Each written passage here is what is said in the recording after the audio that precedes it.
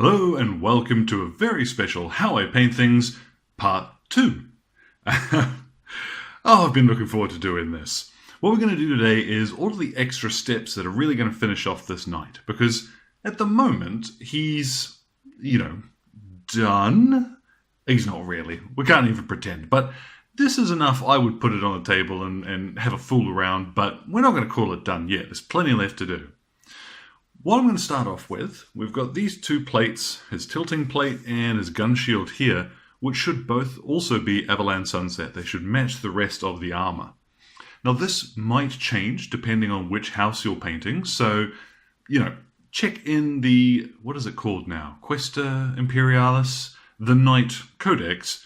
There are really strict rules about how all the heraldry works and what have you, so if you have any questions about where stuff should be painted a certain color, there is probably an answer for it. But you can hear me all paint there. We'll crack off with some Avalanche Sunset.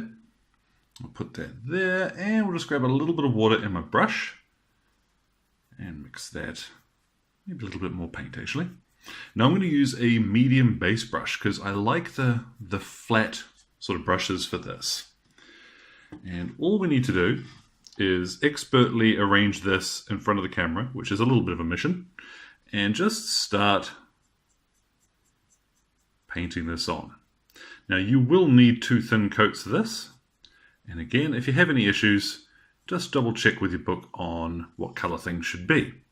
Now in particular, if you're coming up near these metallic edges, don't worry too much about going over them because we're going to cover over those again in a couple of minutes anyway.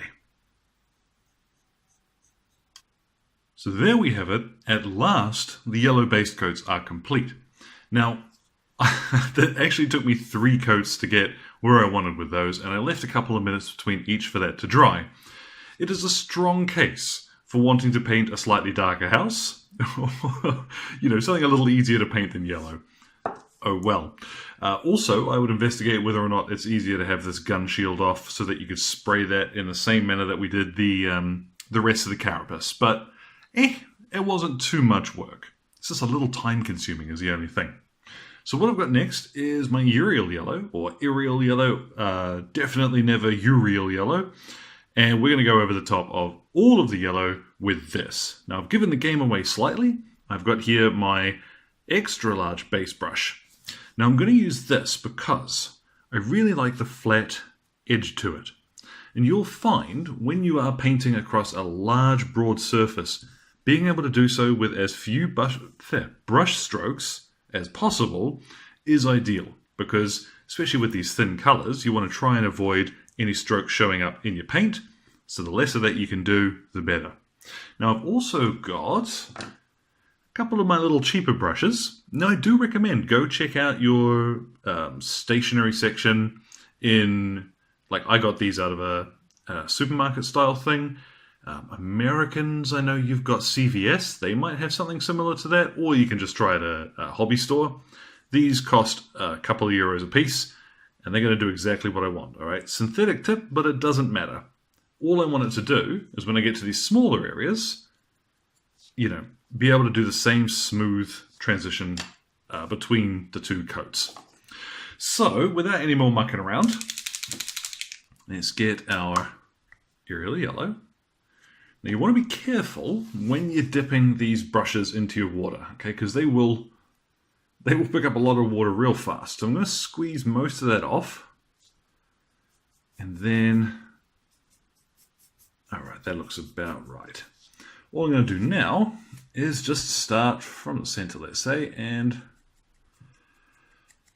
go over our whole model, all of the yellow anyway, with a couple of thin coats of Iriel yellow. And again, this will probably be a little time consuming, but you will find areas like on the shoulder pads, for example. Half of these at the front, this is going to be yellow. The other half will be black for the Imperial heraldry. So you'll find some places you don't need to touch this up. Again, all of that sort of information is going to be in your codex. So make sure you're following the rules for your heraldry. Now just for the sake of comparison, while I'm working, you can see here here is one coat of Imperial Yellow over our Everland Sunset. So it does make a big difference. It also helps if I turn the light on. There we go. You can probably see that much better now. Same too with the trim around the front. You know, that yellow, it's time consuming. And I'm probably going to need to go over, especially on the carapace, I want to do a second coat of that just to make sure everything is all shiny and nice. But it does go some way to show that, you know, you don't just want to leave it with the base coat. So we'll come back in a couple of minutes once I've finished all of that, and we'll get cracking on with the next couple of stages. Now it did take us a couple of coats of yellow. Imperial Yellow, you know, it's a notoriously thin colour, so it's a little bit patchy when it first goes on. There are one or two areas on the carapace that are still just a little bit darker than I'd like, but when we go over the top of them later with something else, it's not going to matter too much. Now what I'm going to do is move on to the next stage, and that's going to be to fill in the black areas for the heraldry later. So I want to do the rear quadrants of these two shoulder pads, and the inner half of the shin guards, let's call them. And then with just a little bit of water in our paint to make sure it flows, starting up, I find it easier to start quite close to where the join is. Slowly draw the paint down and then away from the yellow. And you'll see it's not covering perfectly, but that's not a big issue. You know, we can fix this up. And any of these trim areas, we're going to be painting those in metal later anyway. So this is why I recommend you can pull towards the trim and not worry too much about hitting that precious yellow that we've finished already. So all you need to do now is go around all of these black areas and just fill them in. You see it gets much easier when you're away from the areas you don't want to paint. Just fill these in with black now. Okay, now after a couple of coats of that, we're ready for our next step. Now what I'm going to do is actually hit this with a spray of Munitorum Varnish. And I'll tell you why. First off is that I've now done a fair bit of work to the carapace. This black is painted on and what have you. And because I'm going to be handling it from a lot of different angles, I don't want to be lifting any of that off. Particularly off of white undercoats, I tend to find that stuff comes off it fairly easily if it's not properly set. And I don't want to wait all night for this to set properly. Second reason is it's going to help hide a few sins. It's going to smooth out this yellow across the top, for example. And third of all, it's going to give us a slightly different surface for our shade to adhere to. And you'll see what I mean when we come to that. But all that's going to take is just a couple of seconds, so let's get that shook up and we'll give them a spray. Right, now I've given that a couple of minutes to dry, and here is our moment of truth time. I've got some Seraphim Sepia, and I thought about whether or not it would be worth watering this down with a little bit of Lamy and medium, maybe doing a 50-50 mix. But let's see what happens when we just put it straight over. Let's pick a smaller area, eh? Let's do the shoulder pad. And we'll just... That's not too bad. Take a second to smooth it out a little bit. I'm going to use a flat brush for this for much the same reason as I would use a flat brush while painting the actual colour on. And that is because I want as few brush strokes as possible to show through. Now once I've got all of the shade on that I want in order to get the recess shading, you'll notice I'm going back over and I'm just sort of sliding away, let's say, any of the pooling areas on top. Now that's a good reason to use one of these flat brushes, and it's the primary reason why I decided I was going to varnish before I shaded, because it gives me the ability to pull away from any of these flat areas for a little bit longer. So let's try. Let's go ahead and see if we can get lightning to strike twice. Let's do the back of his hand here. Now I might have a little bit much on my brush, if I'm perfectly honest. Let's get a better look at that. But once I've got it all over the yellow area, I can shift it around, I can drag it to the edges, and I can prevent it from pooling in a way I don't like. That doesn't look too bad. Yeah. Alright, we'll let that dry. I'm going to go around now and we'll do the whole Well, all of the yellow with this Seraphim Sepia. So let's see how that looks in a few minutes' time. Now, after about half an hour of drying time, this is what we've got. And I'll tell you, hindsight is perfect, and you should trust your instincts. In the future, I really should have watered this down with, say, 50-50 mix of Lamy and medium to that shade, and I would have avoided some of the tide marks that have shown up on the miniature. Bit of a shame, but nothing that we can't work around and fix up. It doesn't really matter. I know that there are going to be people who are just saying, well, why don't you just airbrush the top? Well, that's kind of not the point of what we're trying to do. Not everybody has access to one.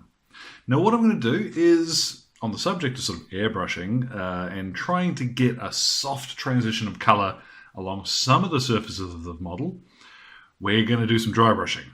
And I know I can hear the intake of breath from people who are going to try and tell me, oh, you can't dry brush that. I certainly can. All it takes is a smidgen of color, though. I've got Screaming Skull. So very lightly, let's start on the top here. Just flick along. Oh my goodness, the extreme edges of where I want this to catch on detail. You see, again, concentrating, whispering. Maybe that's my trademark. Probably doesn't help that he wobbles so much while I'm doing this, but if I lift him up this way, you can see a little more of how I'm leaving behind just a fraction of this Screaming Skull on the rounded edges of this sort of excess hatch on the top here. So what I'm going to do is go around the whole model, all of the yellow at any rate, and just all I want is to pick up like rivets and edges, you see. I want to be quite careful with this, because at this stage, if I do sort of overdo anything, like, for example, we're going to paint this silver in a bit anyway, so it doesn't matter, but anywhere that I don't want to be overdone, I need to be quite careful. So let's take my time.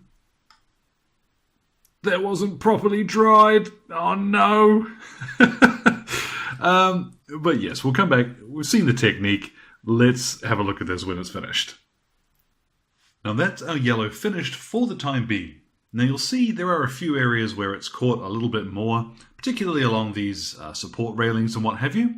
But the slight catch, like I made sure there was next to nothing on my brush. So you do need to go over the same area for a little while. But even with the dry brush, you can get some pretty cool modulating effects without having to resort to an airbrush. So just something to bear in mind if you are looking at how you can do some of that. Really spend some time practicing your dry brushing, because you'll find it a pretty useful technique. Now what we're going to do though, if there is a single piece of detail on this whole model that is going to be time consuming, it's going to be what we're doing right now. And that's, we're going to hit up all the silver trim. Now there is so much of this. We're going to start off with our lead belcher. Probably helps if I can put it where you see it. And let's grab, I'm just going to use one of my, sort of base coat equivalent brushes. Anything that you're comfortable with using. I would recommend, obviously the larger areas, you want to use a larger brush. Places like these, for example, these bits at the front, I'd suggest you probably want to use a flat brush, because you'll get a smoother finish. For the purposes of what I'm doing here, though, I am just going to slap this straight on. So a little bit of water in your brush, and all you're doing is going around and filling in all of these silver areas. Now, like I said, there is a lot of this, and along the edges of the weapons, along the shoulder pads. You may find you need to do a couple of coats in some places, but here we go. Take your time, and let's get this stage finished. Now, it has taken me so long to finish the trim on this guy that a full day has passed. It won't take you that long, if I'm perfectly honest, but there was so much to do, I had to come back to it a couple of times. The rigors of reality, but it will normally take, it was about 2 hours or so of work. So be prepared to do a little chunk at a time, come back to it, and what have you. This is not the fastest way I can think of that you could paint a knight, but it is easy. All right, that's the important thing. Now you'll notice as well, in some places, I have come straight back and started doing some shading on it too. And for that, I'm using non-oil gloss again. Now the reason for this is kind of, there's a bit of a funny reason, really. I am going to spray varnish this whole model again later on. So when it comes time for this gloss effect from the shade to be left behind, I'm going to varnish over it. You're not going to see it.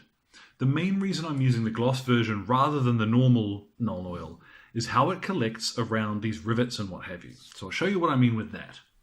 You will find that it flows away from flat areas a little bit more easily than sort of normal shades do. So these glosses are really handy if you want to accentuate just certain details.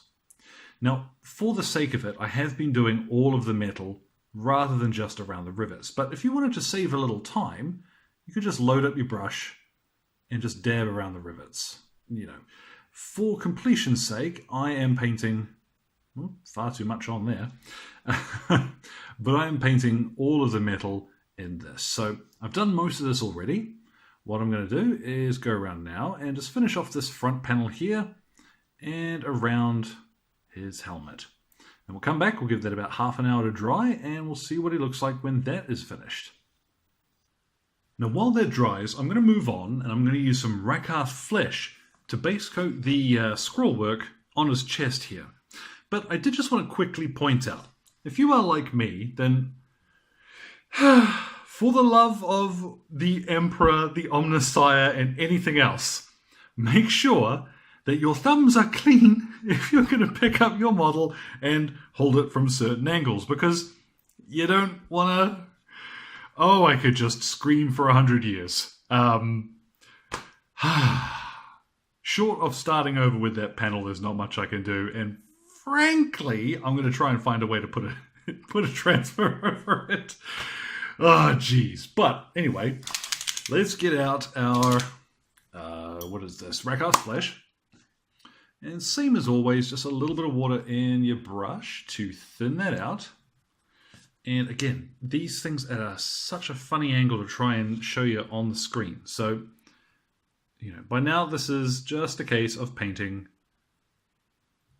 on a straight surface. So I'll show you that, and then I'm going to do it up close to myself. Now, with all of your shaded areas dry, you can grab yourself some Stormhost Silver, just a standard brush sort of thing, and just using the edge of your brush rather than the tip, you can go around all of the areas that you really want to accentuate that sharp edge on the metal. Now, I am only going to do this on the shoulder plates and the front bit here. I've not got the energy to do every single one of these things again. If you've got the time and you really want your knight to look amazing, then by all means. But I am old and lazy, and I want to do this the fast way. So I am just going to scoot round and very quickly pick out the edges here.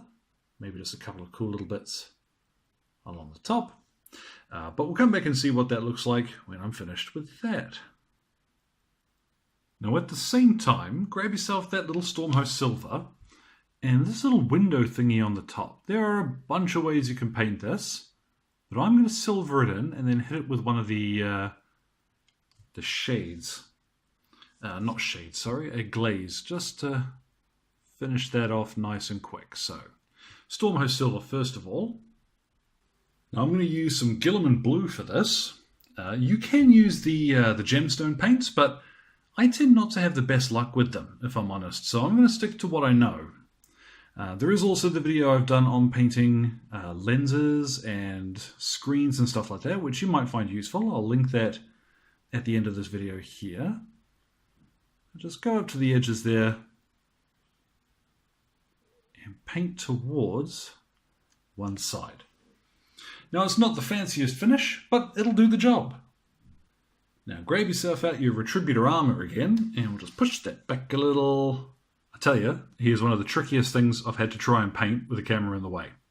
So Retributor armor, same deal, a little bit of water, and we'll just fill in here this devotional thing on the front.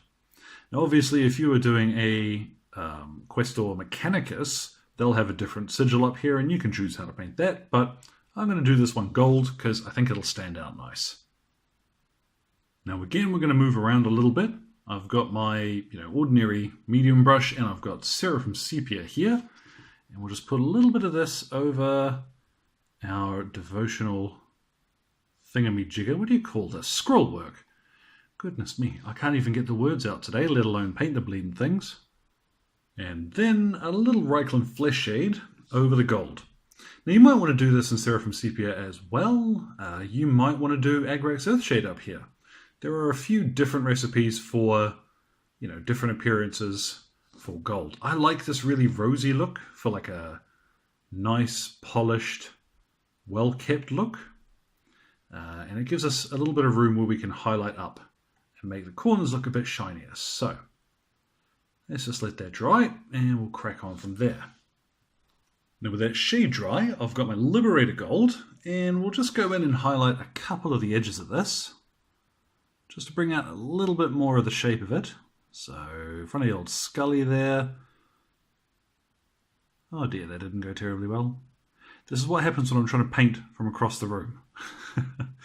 It doesn't matter. If you do have any little issues here, you can go back with a little of the shade again, just to go back in and fill in the shaded areas properly. I'm not too fussed though. And finally on this gold bit, let's just do a fraction, a tiny teeny bit of Stormhost Silver, right at the very extreme edges and corners of things, just to make it look properly shiny. Now I've gone and turned one of the lights off just for a second here so you can see a little better up close. What I've got is just a little bit of Ushabti bone, and we're going to highlight the scrollwork here. You don't need to do very much with this. You want to be quite sparing, I think, but just enough to bring up the real corners of all these little floral, filigree, what do you call it? The really foufara. All these little fancy bits. So just a few bits of Ushabti bone here and there, just to highlight this scroll. Now I think, if I'm remembering correctly, the transfer sheets come with transfers for the names of each of the houses, which are supposed to go across the chest here. So I'm going to wait and see what I get in that respect, rather than try and embarrass myself by writing on this thing instead.